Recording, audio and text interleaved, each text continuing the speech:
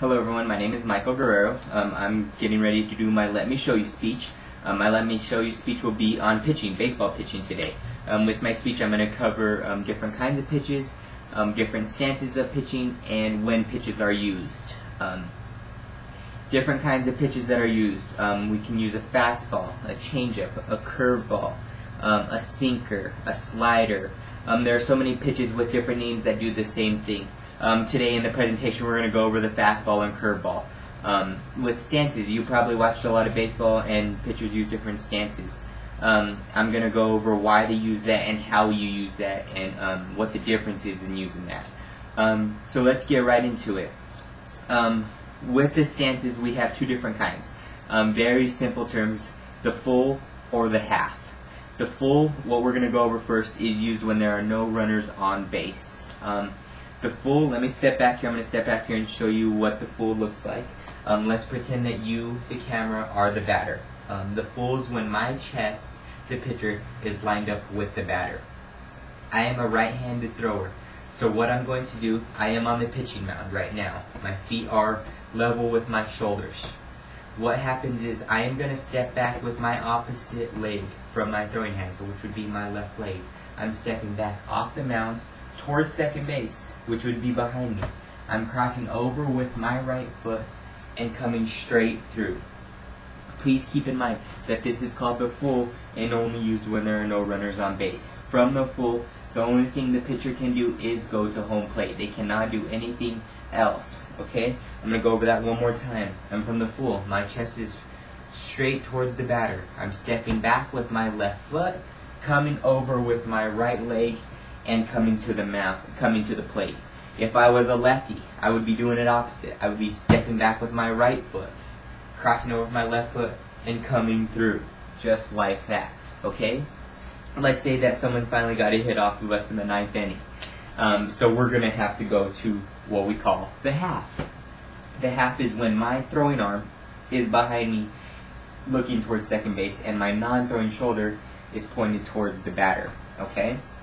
What happens is you're in a crunched over position, kind of looking with my left leg in front, pointing towards the batter. This allows me to look at my base runners. Let's say we have someone on first, I'm looking over there, making sure that they're not stealing on me. What happens is you will bring your left foot up with your right foot, come set, you'll take a look over to your right base runner, and come to the plate straight forward. Okay? What this allows you, remember this is called the half. Okay? This allows you to come set. If you think that base runner is going to be stealing on you or it's leading off too much, you can jump, make the throw over, and pick that guy off. Remember, let's focus one more time. My non-throwing shoulder is towards the base runner.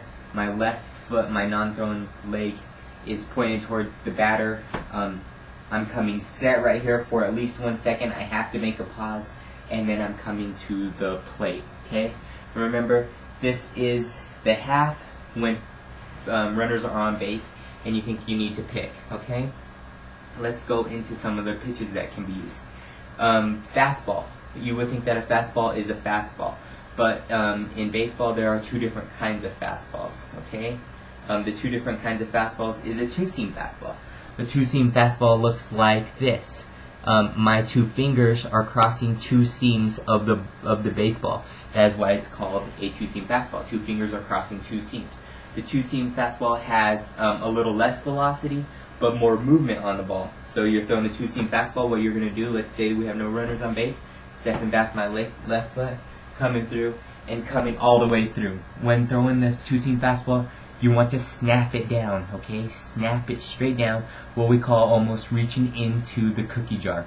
You want to reach that hand into the cookie jar and throw it down and fast. Coming straight from down. We also have a fastball that we call the four-seam fastball. The four-seam fastball is when two of my fingers, my two top fingers, are crossing two seams, but also my thumb is crossing two seams. Two seams, my two fingers, my thumb's crossing two seams, that's where we get four-seam fastball. The four-seam fastball, you have a little bit more control on it. Has more velocity, but less movement, which can be good and bad because you have less movement, giving the batter a little more chance to stay on the ball, but you have higher velocity. Fastballs are used a lot of times to get strikes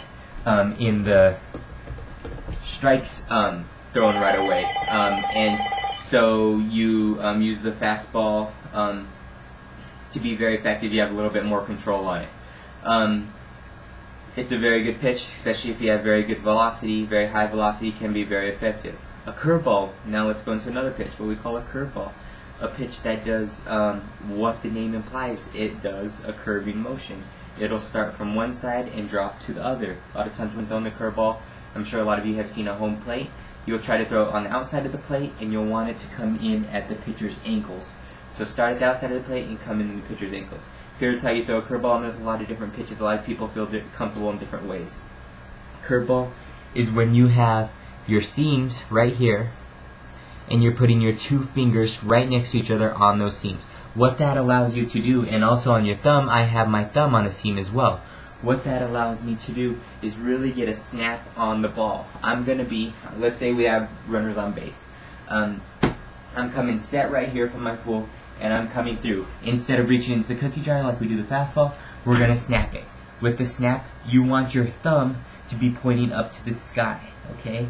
So when you're snapping it, that thumb should end up towards the sky. What that does is creates a rotation on the ball and drops. A good good situation to use a curveball is if you are up on the batter. Let's say you have 0 balls and 2 strikes. You have a pitch to give.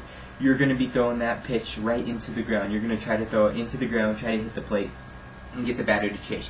This is what a good pitch for a changeup is. Let's say you have a batter up there hitting. You're throwing 2 fastballs. He's thinking another fastball. You throw a changeup.